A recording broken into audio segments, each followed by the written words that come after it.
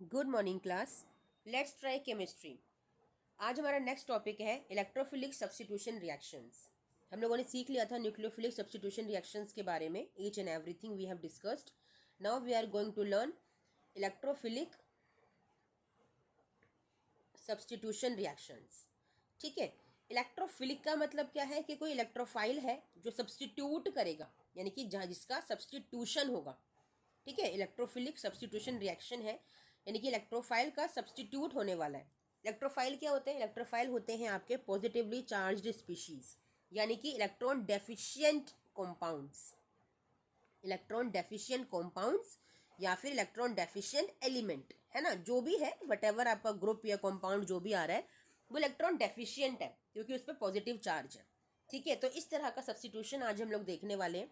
ठीक है, अब इससे पहले बेटा आप लोगों ने 11th क्लास में सीखा होगा आपके रेजोनेटिंग स्ट्रक्चर्स, है ना। बेंजीन के सपोज अगर रेजोनेटिंग स्ट्रक्चर्स हम ड्रॉ करें तो इन टोटल 5 रेजोनेटिंग स्ट्रक्चर्स बनते हैं, आप सबको पता है। ठीक है, पहले ये वाला कार्बन डोनेट करता है इस कार्बन को, तो इसके पास आता है पॉजिटिव चार्ज। ठीक है, किसके पास आता है पॉजिटिव चार्ज? इस वाले कार्बन पे, और इसमें आ जाएगा नेगेटिव चार्ज क्योंकि इस कार्बन ने एक्सेप्ट किया है इलेक्ट्रॉन को। ठीक है, फिर आपका ये वाला कार्बन इसको डोनेट करता है। ठीक है, तो फिर कौन सा चार्ज आता है आपका? यहाँ पे तो पॉजिटिव चार्ज है, यह नेगेटिव है। ठीक है, यहाँ पे पॉजिटिव आया, यहाँ पे नेगेटिव आया। ठीक है, मीनवाइल क्या होगा, ये पॉजिटिव नेगेटिव क्या करेंगे, एक बॉन्ड का फॉर्मेशन कर लेंगे। ठीक है, चलिए बॉन्ड का फॉर्मेशन हो गया। अब क्या होगा, ये वाला कार्बन इस वाले इलेक्ट्रॉन को अपने दूसरे कार्बन को डोनेट करेगा। ठीक है, इसके पास पॉजिटिव चार्ज था, यहाँ पे नेगेटिव चार्ज था। ठीक है, यहाँ पे पॉजिटिव आया, यहाँ पे नेगेटिव। अब मीनवाइल क्या होगा, ये भी अपने आपस में बॉन्ड बनाएंगे, पॉजिटिव नेगेटिव इस तरह से। ठीक है, अब सेकंड में क्या होगा, सेकंड मीन्स द नेक्स्ट में आपके यहाँ पे तो बॉन्ड बन गए। अब मीनवाइल क्या होगा, ये आपस में बॉन्ड बनाएंगे इस तरह से। तो आपको एक चेन दिखाई दे रही है ना, आपको एक चेन दिखाई दे रही है बच्चा। इस चेन में क्या ऑब्जर्व कर रहे हो आप कि देखो ना, आपके जितने भी हाइब्रिड यानी कि रेजोनेंस हाइब्रिड स्ट्रक्चर्स बने हैं ये आपस में इक्वल होते हैं। इन सब का मीनिंग एक ही है, देख लो ध्यान से, इन सब का मीनिंग एक ही है ना। अब देखो आपके पास पहला बॉन्ड यहाँ पे था, अब की बार वो यहाँ पे है। ऐसे करके इनकी और इनकी सबकी बॉन्ड की पोजीशन चेंज हो गई है। इसका मतलब क्या है, इसी को बोलते हैं, जो लास्ट वीडियो में मैंने टर्म आपको इंट्रोड्यूस किया था, डीलोकलाइजेशन ऑफ इलेक्ट्रॉन्स। इसी को डीलोकलाइजेशन ऑफ इलेक्ट्रॉन्स बोला जाता है, यानी कि इलेक्ट्रॉन्स डीलोकलाइज होते रहते हैं, अपनी जगह को छोड़कर दूसरी की जगह पर घूमना। इट इज डीलोकलाइजेशन यानी कि रेजोनेंस। तो आपको रेजोनेंस देखने को मिला। ये होते हैं आपके रेजोनेंस हाइब्रिड स्ट्रक्चर्स, जो कि बेंजीन बनाता है टोटल 5। और जो भी स्ट्रक्चर 5 रेजोनेटिंग स्ट्रक्चर्स बनाता है वो मोस्ट स्टेबल होता है इन दिस यूनिवर्स। ठीक है, चलिए ये क्यों बताया मैंने आपको? ये मैंने इसलिए बताया बच्चा क्योंकि जो इलेक्ट्रोफिलिक सब्स्टिट्यूशन रिएक्शन होगी ना वो कहाँ कहाँ पे होगी। आप देखो इलेक्ट्रोफाइल क्या होता है, पॉजिटिवली चार्ज होता है। ठीक है, इलेक्ट्रॉन डेफिशिएंट है। अब देखो डेफिशिएंट है तो कहाँ पे जाएगा बेंजीन के ऊपर, जहाँ पे इलेक्ट्रॉन रिच जगह होगी। इलेक्ट्रॉन चाहिए ना, डेफिशिएंट आ रहा है तो इलेक्ट्रॉन रिच वाली जगह पे जाएगा। इलेक्ट्रॉन रिच का मतलब क्या है कि जहाँ पे नेगेटिव चार्ज का होना। तो कहाँ पे नेगेटिव चार्ज है, एक तो इस वाले ऑर्थो पे है, एक इस वाले पैरा पे है, और एक इस वाले ऑर्थो पे है। देखा आपने? तो इसीलिए हम आपको बोलते हैं कि ortho and para substituted compounds बनाता है कौन? आपका benzene. This is the reason, it has been proven by this resonance. आया समझ में बच्चा? यस, इसीलिए इलेक्ट्रोफाइल कहाँ कहाँ पे अटैक करने के लिए आएगा? Only only ortho para positions पे अटैक करने के लिए आएगा। क्यों? क्योंकि वो इलेक्ट्रॉन रिच प्लेसेस हैं, दैट्स वाई, इसलिए आएगा। ठीक है, क्योंकि मेटा पे उसको कोई नेगेटिव चार्ज नहीं मिल रहा है, कोई इलेक्ट्रॉन रिचनेस नहीं है वहां पे, तो मेटा अटैक नहीं होता है बेंजीन रिंग पे अगर कोई इलेक्ट्रोफाइल अटैक करने के लिए आ रहा है तो। ठीक है, चलिए अब कुछ इलेक्ट्रोफिलिक सब्स्टिट्यूशन रिएक्शंस हम लोग परफॉर्म करते हैं बच्चा। सपोज कीजिए मेरे पास क्लोरोबेंजीन है, ठीक है ना। सबसे पहले करेंगे हेलोजिनेशन। हेलोजिनेशन मीन्स हेलोजन का एडिशन होगा। अगर सिंपल हेलोजन ऐसे आ जाएगा, सपोज क्लोरीन अगर ऐसे आ जाएगा, आपने हमारी वीडियो में सीखा था इसी चैप्टर की कि अगर हेलोजन सिंपल आता है तो आपको लाइट की प्रेजेंस में क्या करता है, वो free radical halogen substitution reaction करता है। बट हमें तो कौन सी रिएक्शन करवानी है? इलेक्ट्रोफिलिक सब्स्टिट्यूशन रिएक्शन करवानी है। तो इसीलिए हम लोग यहाँ पे अपना एक कैटलिस्ट डालते हैं, दैट इज एनहाइड्रस FeCl3। या एनहाइड्रस ZnCl2, एनहाइड्रस AlCl3, कोई से भी डाल सकते हो, कोई प्रॉब्लम नहीं होगी उससे। हमें बस लुईस एसिड चाहिए जिसके पास इलेक्ट्रॉन्स की कमी हो, हमें वो वाला रिएजेंट, वो वाला कैटलिस्ट हमें यूज़ करना है। अब हमें लुईस एसिड ही क्यों चाहिए? अच्छा, पता है ना लुईस एसिड क्या है, मैंने बताया था इसके बारे में, जिसके पास इलेक्ट्रॉन्स की कमी होती है। यही क्यों चाहिए हमें? क्योंकि ये क्या करेगा ना, ये दो जो क्लोरीन है, जब ये बॉन्ड ब्रेक होगा पॉजिटिव और नेगेटिव में, तो उस नेगेटिव को अट्रैक्ट कर लेगा अपनी तरफ। क्यों? इलेक्ट्रॉन्स की कमी है, तभी तो हमारा इलेक्ट्रोफाइल फ्री हो पाएगा ना। पॉजिटिवली चार्ज स्पीशीज तभी तो फ्री हो पाएगी, जब तक ये नहीं हटेगा ये बॉन्ड ब्रेक ही नहीं होगा। ये बॉन्ड ब्रेक ही नहीं होगा ना, इसको निकालना है। निकालने के लिए हमें क्या चाहिए? लूज एसिड चाहिए। ये भी क्वेश्चन है वाइवा का बच्चे, ठीक है, पता होना चाहिए। तो क्या बनेगा आपका यहाँ पे? Ortho para substituted products. मैंने कहा था ना, मैं आपको बताऊंगी डेरिवेटिव का मतलब, सब्सटीट्यूशन का मतलब तो यही है कि आपके क्लोरोबेंजीन के डेरिवेटिव्स बन गए। एक ऑर्थो प्रोडक्ट बनेगा, क्लोरीन यहाँ पे आके लगेगा, और एक बनेगा आपका पैरा पे, ठीक है, ऑर्थोक्लोरोबेंजीन एंड पैराक्लोरोबेंजीन, या फिर 1,2 डाइक्लोरोबेंजीन एंड 1,4 डाइक्लोरोबेंजीन, ठीक है। ये ऑर्थो पैरा बन गए। अब इसमें एक क्वेश्चन एग्जाम के अंदर और आता है, which one is major product. तो आपका para one is the major product. The reason behind that, एक तो सिमेट्री है, देखो ना आप पूरा हाफ कट कर सकते हो बड़े आराम से, यहाँ भी सेम और यहाँ भी same. First reason symmetry. Second reason क्या है, एक क्वेश्चन और आता है एग्जाम में कि why para substituted products show high boiling point. इसका रीजन क्या है? क्योंकि ये इंटरमोलिकुलर हाइड्रोजन बॉन्डिंग करता है। अब ये इंटरमोलिकुलर हाइड्रोजन बॉन्डिंग क्या है बच्चा? एक कंसेप्ट में एक, फिर उसके अंदर एक, उसके अंदर एक, ऐसे करके कंसेप्ट के अंदर कंसेप्ट निकल के आते हैं, ठीक है। यस, हमें ये सब सीखने हैं, because we have to master the organic chemistry, ठीक है।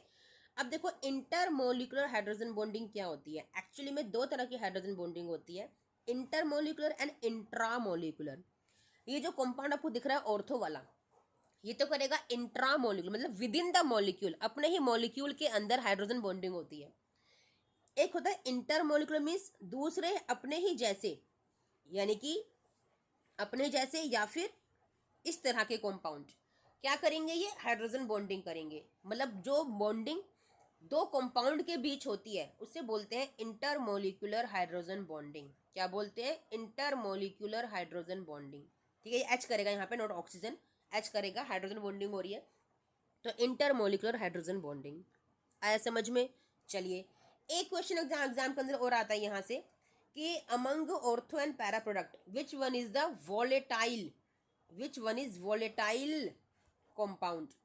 What do you mean by volatile? भाई उड़ जाना, जो उड़ जाएगा। कौन उड़ जाएगा?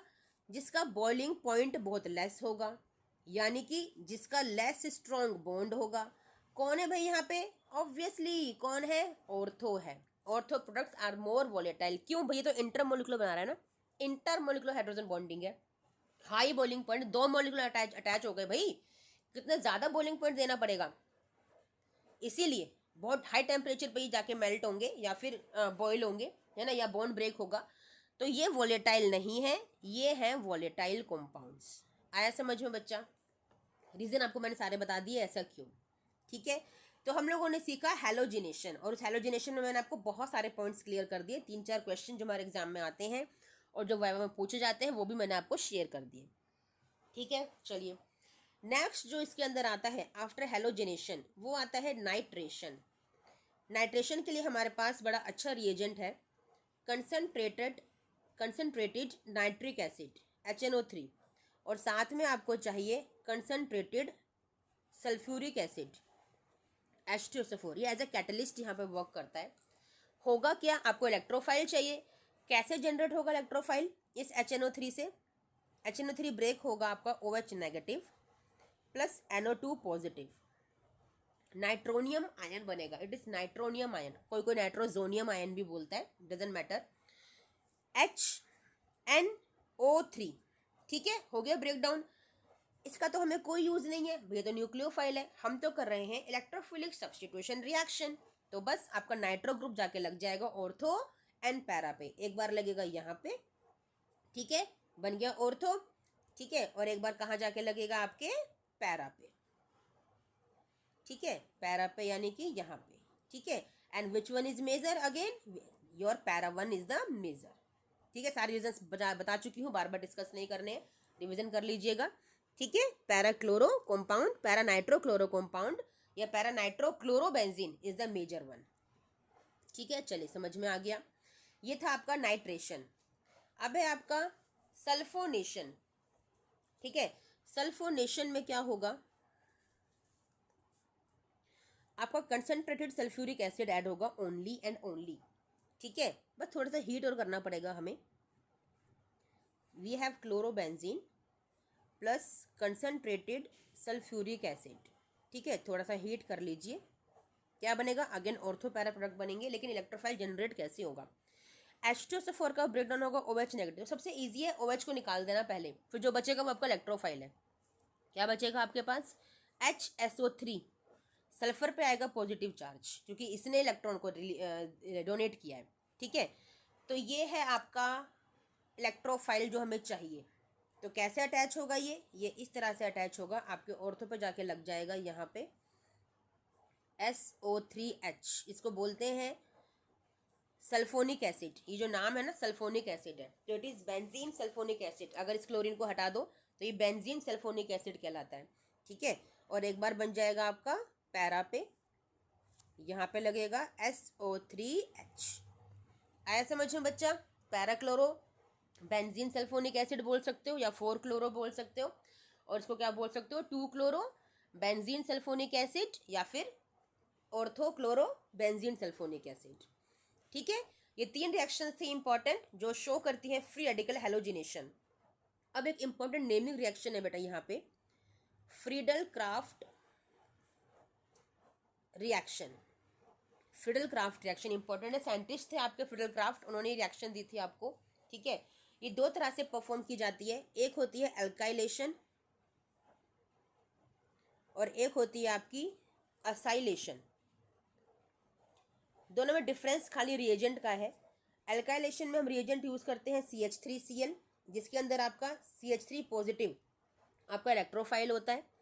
असाइलेशन में हम यूज़ करते हैं acyl group CH3COCl, bond break होगा नेगेटिव एंड पॉजिटिव, तो ये असाइल ग्रुप आपका क्या हो जाएगा, इलेक्ट्रोफाइल।